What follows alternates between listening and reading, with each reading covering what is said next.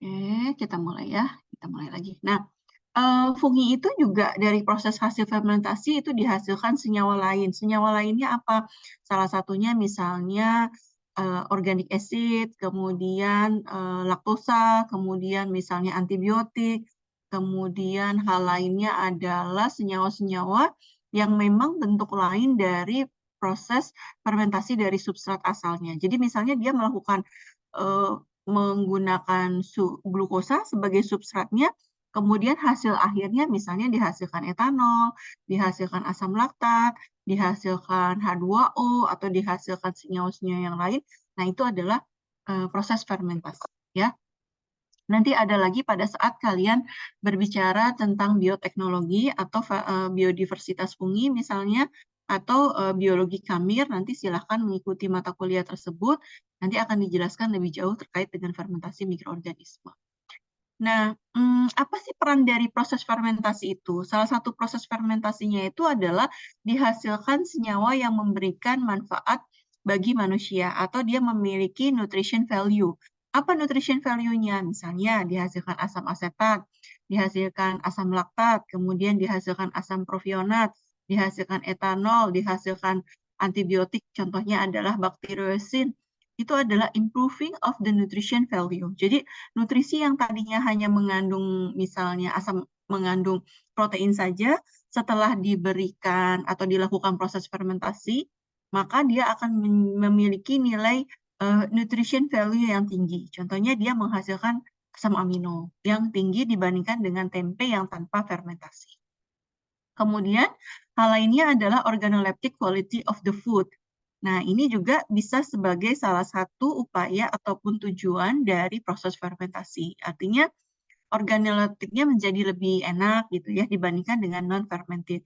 Kalau kita ambil contoh misalnya minuman tuak ya. Tuak itu dihasilkan dari dari buah nira, yang mana buah niranya itu ataupun buah dengan air ya, air yang ada dari pohon nira. Kalau misalnya kamu minum biasa saja tanpa ada proses fermentasi, maka rasanya akan sangat manis sekali, seperti kamu meminum air gula. Tetapi kalau kalian diamkan kurang lebih 24 jam atau 48 jam, di situ ada microbe yeast yang berperan di situ, kemudian dihasilkanlah etanol atau dihasilkanlah alkohol. Sehingga nanti minuman tersebut yang tadinya hanya berupa gula saja, setelah dilakukan proses fermentasi, itu menjadi sangat memabukkan atau mengandung alkohol. Nah, itu adalah salah satu di mana nutrition value atau organoleptic quality of the food. Tentu saja kalau yang beragama Islam, untuk minuman alkohol itu sangat dilarang. Contoh lainnya adalah misalnya tempe. Ya, tempe itu juga hasil proses fermentasi yang dilakukan oleh Rhizopus oligosporus ataupun bakteri. Nah, contoh lagi misalnya ibu melakukan proses fermentasi dari produk kakao. Nah, kulit kakao Tesla itu dibuang ya dan tidak dimanfaatkan. Nah, tapi sekarang ibu melakukan proses fermentasi dengan menambahkan kamir dengan berbagai macam spesies kamir yang berbeda. Nanti dilihat apakah terjadi perubahan dari si polisakarida yang tadinya tidak bisa kita cerna, apakah dia bisa mencerna atau tidak. Nah, jadi sekali lagi peran mikroorganisme itu sangat bermanfaat sekali. Oke. Nah, ini adalah salah satu dari perbandingan antara mikrob, dalam hal ini adalah Pichia dan Acetobacter. Kalau yang ukurannya besar, ini adalah kamir ya, ini adalah kamir, sel kamir, sedangkan yang ukurannya kecil ini adalah Acetobacter. Jadi di dalam proses, jadi kalau misalnya ibu riset ya, risetnya adalah di kakao atau dari proses pembuatan coklat. Nah, si kakao itu kalau misalnya dia tidak difermentasi biji coklatnya itu, maka dia rasanya sangat pahit sekali. Jadi sangat pahit sekali si coklatnya. Tapi kalau kita fermentasi, glukosa yang apa namanya? Yang ada di dalam kakao itu menjadi selulosa yang ada pada kakao itu akan didegradasi menjadi glukosa, sehingga biji kakao yang difermentasi jauh lebih manis. Kemudian dia juga akan menghasilkan aroma volatile compound, yang mana aroma itu sebagai prekursor dari aroma kakao yang sangat baik gitu. Jadi beda, itulah salah satu quality high quality for fermented of fermented by microbe gitu. Jadi sangat berperan sekali ya. Jadi mikroba itu tidak bisa lepas dari berbagai macam substrat yang bermanfaat buat manusia. Nah, ini ada makanan fermentasi ya, tapi ini bukan asli kita. Dia berasal dari negara Thailand atau Cina ya. Salah satunya adalah namanya raw pure air. Raw pure air ini adalah merupakan salah satu produk fermentasi serta rip pure air di mana proses fermentasinya kurang lebih 45 sampai 60 hari. Jadi sekarang sangat menarik sekali untuk mengetahui diversity dari produk-produk fermented yang asli Indonesia.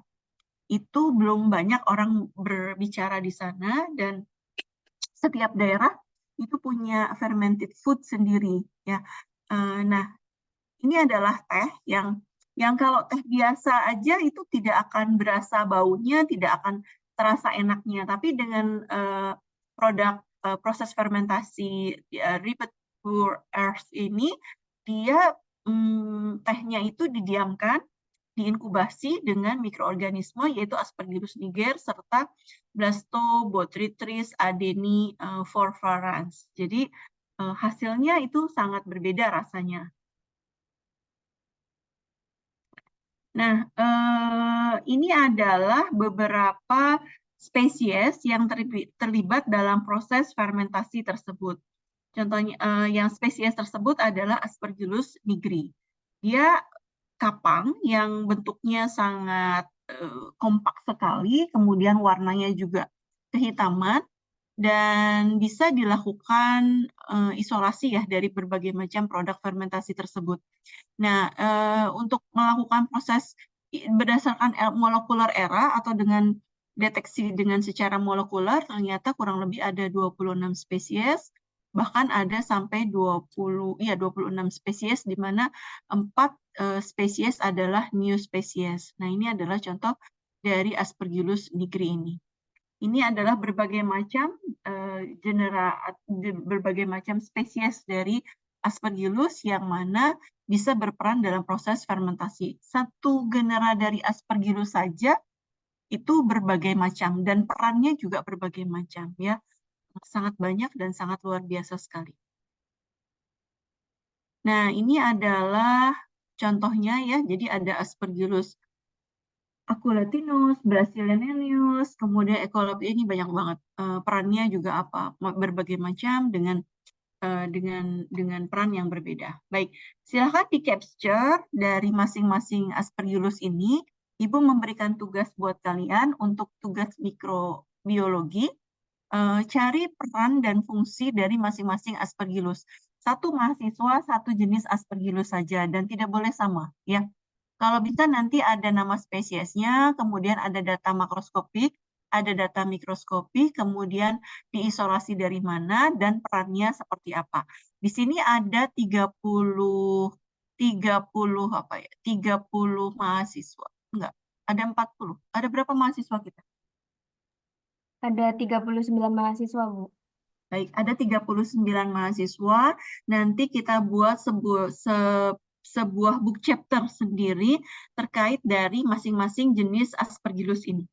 Jadi nanti kalian boleh cerita. Jadi nanti tuliskan spesiesnya ya. Kemudian katakanlah misalnya Sinta memilih Aspergillus anomalus. Nah, Aspergillus anomalus itu kamu nanti buat di section itu supaya semuanya sama seragam. Nanti tolong buat kanvanya ya. Sinta, dibuat kanvanya, kemudian kita bikin sebuah book kecil, ya, sebuah book chapter kecil. Nah, nanti kita akan hakikan bersama-sama dari book chapter itu sebagai sebuah luaran kita bersama. Nah, di book chapter itu isinya itu adalah pertama dari sisi morfologinya, kemudian dari sisi distribusi habitatnya, kemudian dia manfaatnya apa. Nah, 3 poin itu. Pertama adalah spesiesnya, makroskopik, mikroskopiknya seperti apa, kemudian diisolasi dari mana, kemudian habitatnya dari mana, gitu ya. Setelah itu manfaatnya dia apa. Nah, masing-masing satu mahasiswa buat maksimal dua slide dalam sebuah review mini books itu. Jangan lupa disampaikan juga referensinya. Nah, referensinya itu silakan mengacu pada apa. Jadi sistemnya apa? Nah, cukup satu mahasiswa, satu spesies. Apakah jelas tugasnya? Dari Jelas. masing-masing spesies yang ada di sini. Kalau misalnya di sini ada Aspergillus japonicus, Vars arthropuscus. Tapi kalau misalnya nggak ketemu, ya udah kamu cari yang lain. Nanti tugasnya Sinta itu mendata masing-masing dari mahasiswa itu tidak boleh sama untuk masing-masing Aspergillus. Boleh? Jelas sampai sini? Jelas, Bu. Yes ya. Itu ada banyak. Dan itu dikumpulkan minggu depan. Minggu depan tolong dikumpulkan karena Ibu rasa tidak perlu waktu yang lama. Silahkan kalian ketik saja nama spesiesnya, kemudian minimal itu ada 3 review jurnal ya. Jadi jangan juga hanya satu. Nah, kan kalau bisa Ibu inginkan jurnalnya itu adalah berbahasa Inggris ya. Tidak boleh tidak berbahasa Inggris. Jadi apa namanya? Mulai untuk belajar melihat jurnal. Oke, Bu lanjut ya. Kalau tidak ada yang ditanyakan terkait dengan tugasnya, silahkan. Nah, ini adalah salah satu phylogenetic tree atau pohon phylogenetik di mana kita menggunakan apa nih? Menggunakan biasanya ini adalah menggunakan ITS, daerah ITS. Kenapa menggunakan ITS? Kalau menggunakan ITS, biasanya dalam satu clade itu masih belum bisa kita membedakan spesies. Contohnya di sini. Contohnya misalnya di ini nih, yang ini ya. Di sini, ini kita lihat di sini, di dalam satu clade, ini adalah satu clade. Clade itu artinya dalam satu garis asal nenek moyang, itu dia memiliki homologinya 100%, tetapi di dalam satu clade itu masih ada yang namanya Aspergillus niger dan Aspergillus wilwitziae. Jadi dalam satu clade ini ada 2 buah spesies yang berbeda. Kemudian contohnya lagi di clade yang ini, dalam satu clade itu juga masih ada spesies yang berbeda. Kemudian di sini juga sama. Nah, ini biasanya dengan mempergunakan ITS. Kalau ITS untuk Aspergillus itu tidak specifically, jadi harus mempergunakan daerah primer yang lain untuk kita melakukan identifikasi Aspergillus. Jadi seperti itu ya. Oke, nah ini contohnya substrat ya, Aspergillus nigers, kemudian Aspergillus carbonarius, Aspergillus sclerotioniges. Nah, itu bisa diisolasi dari coffee untuk yang sclerotioniges, kemudian dari grape, dari anggur, dari coffee, dari kakao, Aspergillus carbonarius, kemudian dari kemudian Aspergillus wilwitziae itu juga bisa dari onion, dari fruit, kemudian Aspergillus nigers dari corn, dari grape maupun dari coffee. Jadi bisa ditemukan di berbagai macam komoditi bahan pangan. Kemudian ada lagi okrasin, kemudian fumonisin itu adalah mikotoksin yang dihasilkan dari masing-masing spesies ini. Nah, ini sangat berbahaya buat kesehatan. Jadi, salah satu dampak negatif dari spesies ini itu bisa menghasilkan racun yang disebut sebagai mycotoxin. Nah, ini kalau kita perhatikan bagaimana cara untuk melakukan isolasi, silahkan kalian perhatikan YouTube Ibu, itu Ibu sampaikan bagaimana cara melakukan isolasi dari. Jadi, kacangnya itu bisa kamu sterilisasi dengan sterilisasi permukaan, cara melakukan jadi kalau misalnya ada yang tertarik untuk aspek ini juga boleh, kamu melakukan isolasi dan identifikasi kapang-kapang yang ada di produk bahan pangan misalnya, itu bisa dijadikan sebagai sebuah skripsi, ya silahkan kalau memang yang tertarik ke arah mikologi. Jadi itu kita lakukan proses sterilisasi permukaan dulu, Jadi direndam di larutan Baiklin misalnya 0,2%, kemudian dimasukkan lagi si kacangnya itu ke dalam larutan water steril, kemudian dimasukkan lagi ke dalam alkohol 70%, dimasukkan lagi ke dalam water steril, setelah itu ditiriskan. Nah, setelah ditiriskan, kemudian nanti kita bagi belah dua, baru kita tumbuhkan di medium yang berbeda. Misalnya medium SDA, saborat dextrosa agar, kemudian medium GMA atau medium PDA, tergantung dari medium mana yang akan kalian pergunakan. Nah, setelah itu baru kita tumbuhkan dia kurang lebih 3-4 hari. Kalau kapang itu slow grow ya, jadi dia tumbuhnya tidak cepat. Nah, ini kalau seperti ini itu sudah sangat sulit sekali. Harusnya kalau ketika usia 3 hari gitu, itu bisa langsung kita lakukan isolasi dari si miseliumnya. Jadi caranya dari sini kita ambil sedikit saja, kita potong gitu ya, potongan dari miselium ini, kemudian kita tumbuhkan dia di medium yang baru, kemudian kita taruh di bagian tengahnya. Nah, ini kita asumsikan nantinya dia akan tumbuh satu koloni. Jadi ini yang disebut sebagai proses purifikasi. Kalau sudah bercampur seperti ini, kadang-kadang bisa tercampur dengan sangat sulit sekali kita untuk membuat biakan murni. Jadi dari sini kita ambil sedikit saja di bagian pinggirnya, itu baru kita tumbuhkan di medium yang baru. Gitu. Jadi kalau bisa jangan sampai kalian tumbuh ini ada yang warnanya hijau, ada yang warnanya biru, ada yang warnanya hijau, ada yang warnanya coklat. Ini sudah sangat late ya untuk kamu melakukan isolasi. Kenapa? Karena dia berspora itu kan bercampur antara satu koloni dengan koloni lainnya. Jadi itu yang akan sulit kita untuk mendapatkan biakan murni. Kalau kapang, usahakan ketika dia sudah tumbuh sedikit saja, itu langsung kita pisahkan dari si miseliumnya, kita tumbuhkan di medium yang baru gitu. Oke.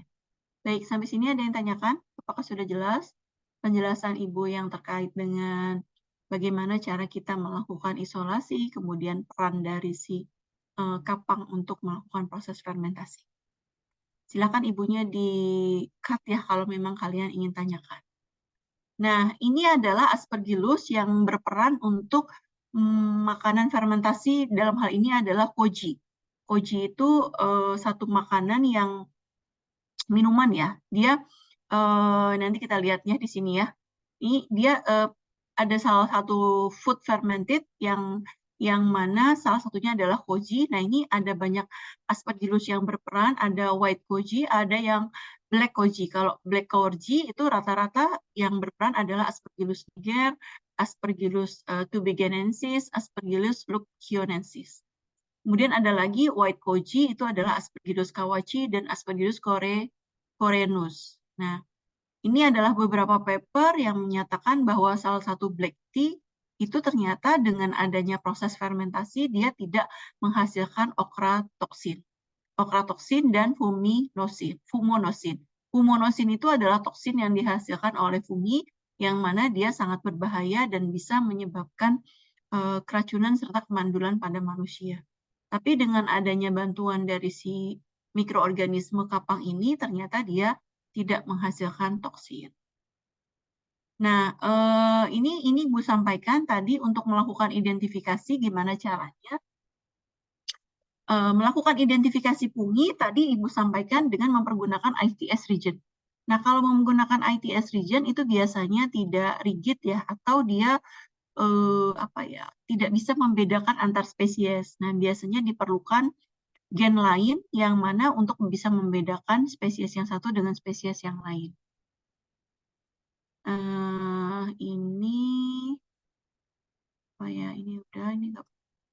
The most abundant fresh leaf. Oke, ini enggak perlu. Ini oke. Nah, ini adalah salah satu hasil dari metagenomik bahwa ternyata di dalam sebuah fermented food pour earth dan fermented rib pour earth, raw itu artinya bahan dasarnya, kalau rib itu adalah yang sudah jadi ya, makanan fermentasi ini ternyata diversity microbe yang berperan di dalam sebuah food fermented itu sangat banyak sekali.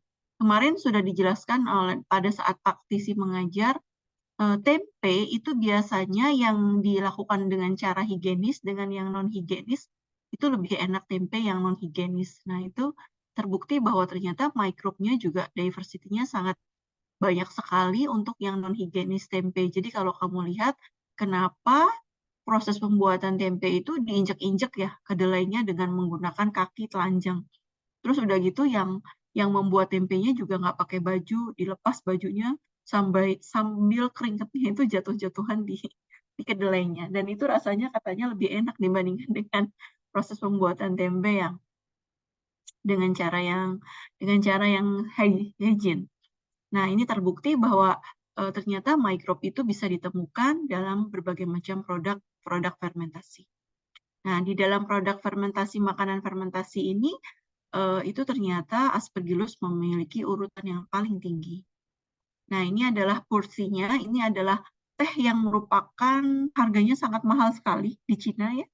Di Cina, di Thailand, di negara-negara Asia sana, dan ini sangat digemari, dan itu dikemas dalam bentuk yang sangat apik sekali. Nah, ini tehnya ditambah sporulasi dari masing-masing dari spesies kapang ini, kemudian jadilah teh dengan pour tea ini. Jadi rasanya tuh sangat harum, kemudian aromatinya juga sangat keluar karena apa? Karena si mikrob itu ternyata bisa menghasilkan senyawa volatil. Nah, ini terbukti ketika Ibu melakukan riset di kakao itu si khamir itu dengan khamir spesies yang berbeda, hasil volatil compound-nya juga berbeda. Nah, ini adalah kelompok-kelompok mikrob ataupun kapang yang hidup di situ adalah kelompok-kelompok mikrob yang xerofil, artinya dia mampu hidup pada kondisi lingkungan yang sangat tidak ada air ya, atau kadar AW-nya yang rendah. Kemudian dia juga slow grow, dan itu kurang lebih dari hasil identifikasi ini ada kurang lebih 20 spesies, di mana spesies tersebut berperan pada proses fermentasi dari purti ini. Nah, ini ada Aspergillus restrictus, ada ini banyak sekali Aspergillus yang berperan di sini. Jadi itu sebabnya kenapa makanan fermentasi yang satu dengan makanan fermentasi yang lain berbeda. Sebabnya juga kenapa misalnya coba kalian cobain yogurt hasil buatan Ibu di lantai 9 dengan yogurt yang lain, itu berbeda. Kenapa? Karena diversity mikrobnya juga berbeda, hasil value dari fermented food-nya juga berbeda.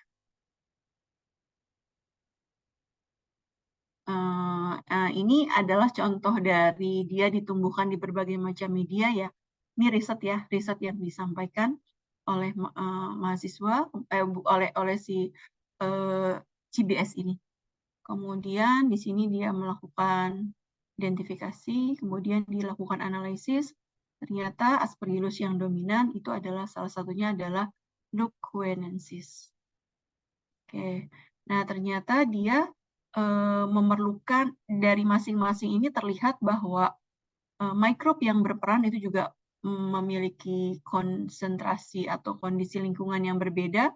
Ternyata semakin tinggi suhunya, misalnya semakin, kalau di sini kita lihat suhunya kan 50 ya, konsentrasi funginya justru dia tambah tinggi, sangat besar ya, sampai 10⁻⁷. Jadi artinya si mikrobnya ini itu sangat termotoleran, bisa hidup pada kondisi suhu yang sangat tinggi. Nah, ini dari sini bisa kita lihat ada berbagai macam topik. Pertama dari isolasi, identifikasi mikrob yang ada dalam food fermentasi. Yang kedua, kita juga bisa ngecek mana yang suhunya tuh bisa toleran pada saat dia suhu. Jadi kalau kamu bikin teh, kemudian tehnya itu hanya suhunya panas kuku gitu ya, hangat kuku, itu berarti masih ada mikrob di situ. Nah, mikrob itu sebenarnya juga ada yang berperan untuk tubuh kita. Contohnya kenapa orang Cina itu dia lebih sehat gitu ya. Kenapa? Karena probiotik atau mikrob yang memang biasa ada dalam tubuh kita dan membantu proses pencernaan di dalam tubuh itu jumlahnya lebih banyak dibandingkan dengan orang yang jarang mengkonsumsi makanan-makanan yang mengandung mikrob. Jadi ketika kita mengkonsumsi makanan-makanan yang mengandung mikroba, itu bisa memperbaiki gerakan peristaltik usus kita, bisa mereplacing mikrob yang patogen di dalam tubuh kita menjadi mikrob yang sangat baik.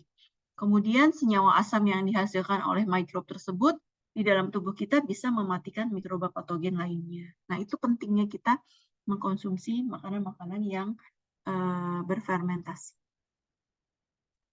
Oke, itu adalah contohnya. Ini adalah masih saja ya. Jadi dia melakukan uji terhadap water content-nya, melakukan uji juga terhadap suhunya. Jadi semakin ketersediaan airnya, viability-nya ternyata juga rendah. Kalau suhunya tinggi, maka viabilitasnya tinggi, tapi water activity-nya juga rendah. Nah, ini adalah hasil dari sebuah riset. Ini adalah contoh dari Purtea ini. Dia tumbuh berbagai macam mikrob. Bu, ini bahaya nggak ya? Nah, dari riset tadi dikatakan bahwa dia ternyata tidak mengandung okratosin. Justru dengan keberadaan mikrob ini, itu si toksinnya itu didegradasi oleh si mikrob yang ada di sini, sehingga memberikan manfaat. Contohnya adalah Aspergillus aerotium, ada atau disebut juga sebagai golden flower fungus. Nah, ini ada di produk-produk tea fermented ini. Nah, kalau misalnya ini adalah produk meiju, juga ada Aspergillus cibarius. Nah, ini artinya food grade, boleh dikonsumsi dan tidak membahayakan. Atau pada oncom, kalau di kita ya hampir sama seperti oncom, itu juga tidak membahayakan, tapi malah bisa memberikan manfaat buat tubuh kita. Nah, kesimpulannya ketika kita tahu bahwa di dalam sebuah fermented food itu banyak sekali mikrob yang berperan di situ, kemudian masing-masing mikrob punya perannya masing-masing, dan ketika kita melakukan proses suatu riset, kita bisa melakukan isolasi, identifikasi.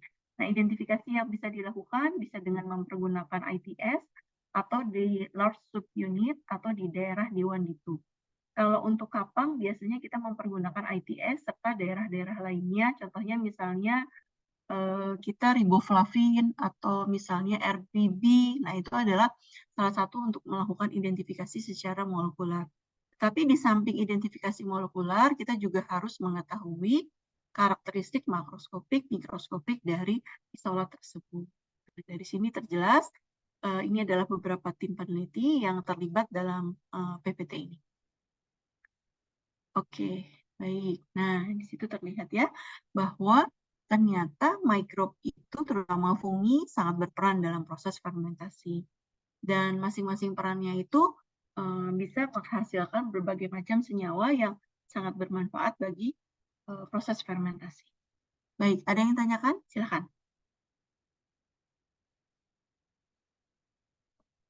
Ada?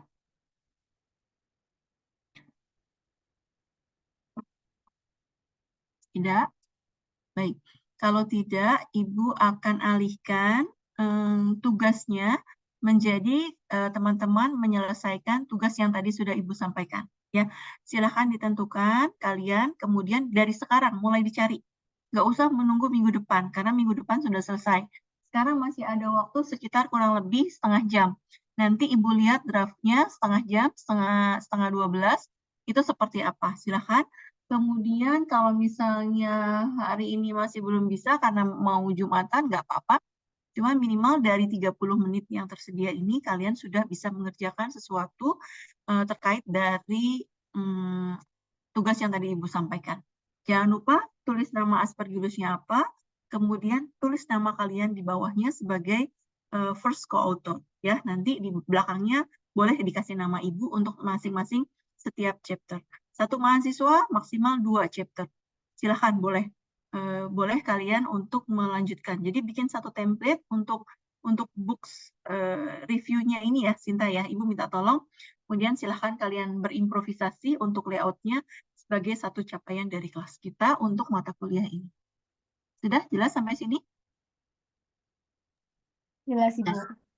Ya, terima kasih. Kalau tidak, silakan lanjut untuk melanjutkan tugasnya dan melanjutkan aktivitas lainnya. Tapi sekali lagi, Ibu minta hari ini nanti jam 4 sore sudah ada draftnya. Jam 11.30, 30 menit ini kalian pergunakan juga untuk menyelesaikan tugas yang tadi Ibu sampaikan. Minggu depan, Jumat depan, kita kuliah satu kali lagi terkait dengan metabolisme, setelah itu baru kita ujian. Baik, sudah Ibu cukupkan perkuliahan kita kali ini. Mohon maaf lahir dan batin. Wassalamualaikum warahmatullahi wabarakatuh. Terima kasih anak-anak. Waalaikumsalam warahmatullahi wabarakatuh. Selamat siang, Terima kasih. Bu. Terima Terima kasih, kasih. Bu. Jangan lupa minum ya, kalian duduk lama-lama terus stressing. Dah. Bu.